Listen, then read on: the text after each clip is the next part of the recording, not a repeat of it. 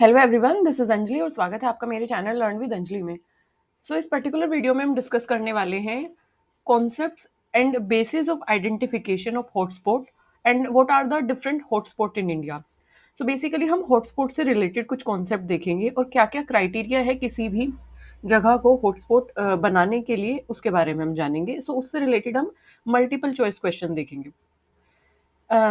First of all I just want to tell you कि hotspot का criteria और hotspot क्या होते हैं। एक डेडिकेटेड शॉर्ट वीडियो है। I just recommend all of you कि आप उस शॉर्ट वीडियो को जरूर देखिए, इससे आपको कॉन्सेप्ट क्लियर हो जाएगा and then you are able to answer the multiple choice question very easily. Our first question is biodiversity hotspot were first proposed by. सबसे पहली बार जो टर्म बायोडाइवर्सिटी हॉटस्पॉट है या बायोडाइवर्सिटी हॉटस्पॉट का जो कॉन्सेप्ट है वो किसने दिया था?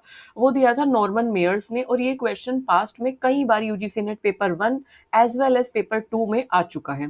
प्रोबेबिलिटी है कि किसने कौन सी टर्म प्रपोज की, जैसे इकोसिस्टम है, इकोलॉजी है, उसी तरीके से बायोडाइवर्सिटी हॉटस्पॉट भी कई बार पूछा जा चुका है। नॉर्मन मेयर ने इंट्रोड्यूस किया था कॉन्सेप्ट बायोडाइवर्सिटी हॉटस्पॉट का।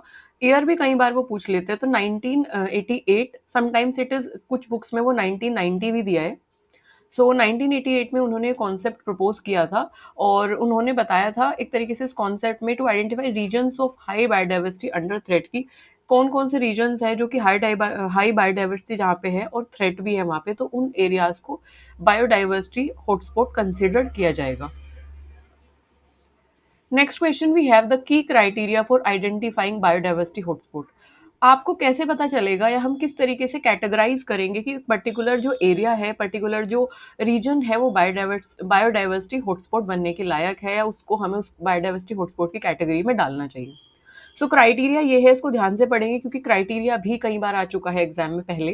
क्राइटेरिया ये है कि एटलीस्ट 1500 स्पीसीज जो है वास्कुलर प्लांट्स के वहाँ पे प्रेजेंट हो, एज वेल एज वहाँ पे वो एंडेमिक हो। मतलब एंडेमिक मतलब जो पर्टिकुलर उसी एरिया में प्रेजेंट है, that are endemic. Endemic species पर भी एक वीडियो है, आप उसको आई बटन में मैं पिन कर दूंगी, वहां से जाके आप चेक करेंगे। 70% हैबिटेट इज अंडर लॉस, मतलब कि हॉटस्पॉट बायोडाइवर्सिटी हॉटस्पॉट का जो क्राइटेरिया है वो कुछ इस तरीके से है कि एटलीस्ट वहाँ पे 1500 स्पीसीज वास्कुलर प्लांट की होनी चाहिए जो कि एंडेमिक हो। इसके अलावा वहाँ पे 70% जो एरिया है वो अंडर थ्रेट हो। ठीक है, यानी कि 30% एरिया जो है वो लाइक थ्रेट में नहीं है, बट 70% यानी कि मेजर जो एरिया है उस रीजन का वो अंडर थ्रेट है। ये कुछ क्राइटेरिया है। How many biodiversity hotspot are there globally? अगर हम ग्लोबल लेवल पे देखें, मतलब अगर हम as per Conservation International whole over the world देख रहे हैं, तो टोटल बायोडाइवर्सिटी हॉटस्पॉट हमारे पास है 36। तो 36 हमारे पास है फिलहाल ग्लोबल लेवल पे। बट अगर हम बात करें इंडिया की, स्पेसिफिकली मेनली इंडिया का पूछा जाता है पेपर 1 में specially. India, how many global biodiversity hotspot, under that global biodiversity hotspot India में कितने हैं? तो इंडिया में हमारे पास 4 बायोडाइवर्सिटी हॉटस्पॉट है। नाम उनके देख लीजिए, जरूरी है। सबसे पहला है हिमालय, इंडो बर्मा रीजन। फिर है सुंडालैंड जो कि निकोबार आइलैंड का पार्ट है। फिर है हमारे पास वेस्टर्न घाट जिसको इंडो मलयान रीजन भी कहा जाता है। We have Eastern Himalayas, Indo Burma region, Sundaland and Western Ghats. Which of the following is not a biodiversity hotspot? इसमें से कौन सा बायोडाइवर्सिटी हॉटस्पॉट नहीं है, तो आपको वो फाइंड आउट करना है। अभी अभी हमने पढ़े हैं हिमालय है, इंडो बर्मन रीजन वो भी है, वेस्टर्न घाट्स ये भी है, अमेजोन बेसिन ये नहीं है। Amazon basin is not biodiversity hotspot, rather it is in south America and it is not the part of India's biodiversity hotspot. Himalayan जो हिमालय बायोडाइवर्सिटी हॉटस्पॉट है, इट इंक्लूड विच रीजन? जब हम बात करते हैं ईस्टर्न हिमालयाज की, तो ये कौन सा रीजन इंक्लूड करता है? एंटायर जो इंडियन हिमालयन रेंज है, इंडो चाइनीज रीजन जो है म्यांमार का, ये पूरा बायोडाइवर्सिटी हॉटस्पॉट कंसिडर किया गया है इंडिया के अंडर जो आता है। This is entire Indian Himalaya और Indo Chinese region of Myanmar. Western Ghats biodiversity hotspot is known for, जो वेस्टर्न घाट्स के बायोडाइवर्सिटी हॉटस्पॉट है वो किस चीज़ के लिए जाने जाते हैं, किस चीज़ के लिए फेमस है? वेस्टर्न घाट्स यानी कि इंडिया के मैप में जो ये वाला इधर वाला नीचे वाला रीजन है, तो वेस्टर्न घाट्स के जो बायोडाइवर्सिटी हॉटस्पॉट है, tropical lush green evergreen forest वहाँ पे पाए जाते हैं। इसके अलावा वहाँ पे एवरग्रीन फॉरेस्ट पाए जाने के पाए जाते हैं। इसके अलावा वहाँ पे क्या है, एंडेमिज्म भी है, हाई एंडेमिज्म, मतलब कुछ स्पीसीज ऐसी हैं जो सिर्फ वेस्टर्न घाट्स में ही मिलती हैं। सो वेस्टर्न घाट्स जो है दे आर स्पीसीज रिचनेस के साथ साथ वहाँ पे एंडेमिक स्पीसीज भी हैं and are a UNESCO world heritage site. तो इसलिए जो वेस्टर्न घाट्स हैं उनको यूनेस्को वर्ल्ड हेरिटेज साइट भी कंसिडर किया गया है। So UNESCO is what that is United Nation Education Scientific Cultural Organization. So this is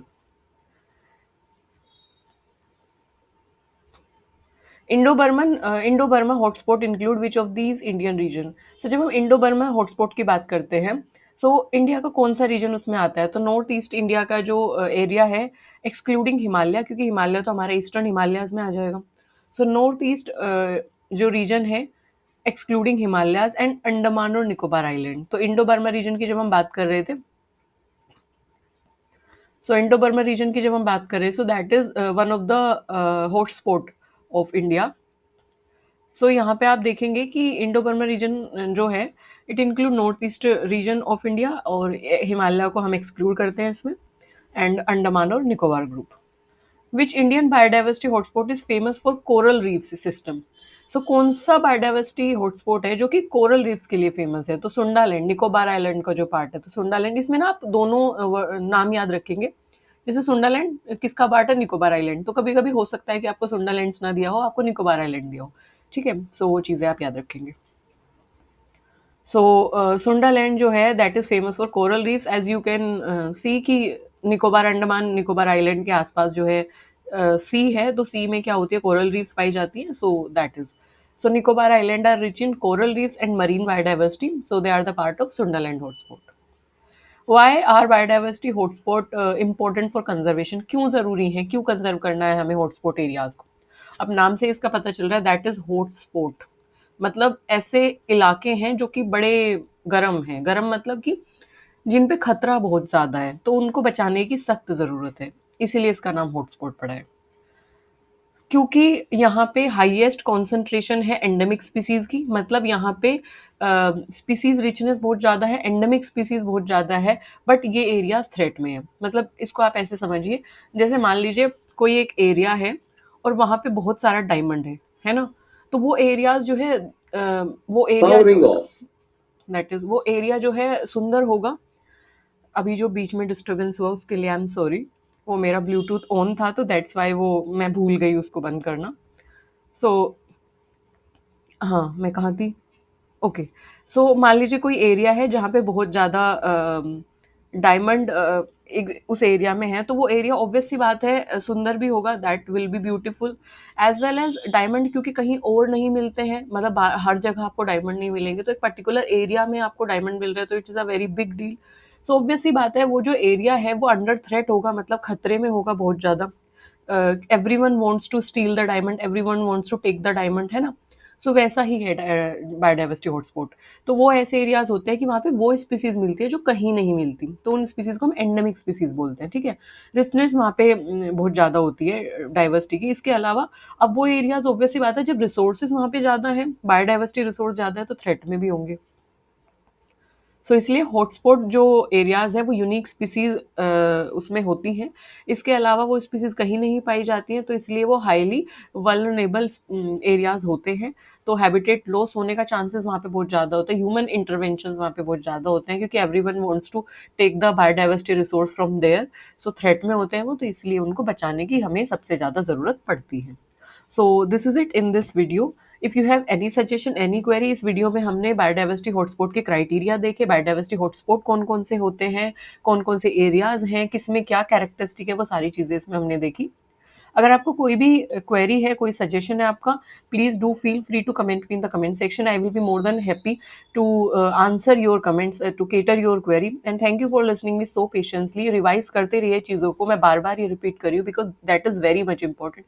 thank you for listening me so patiently. Bye bye.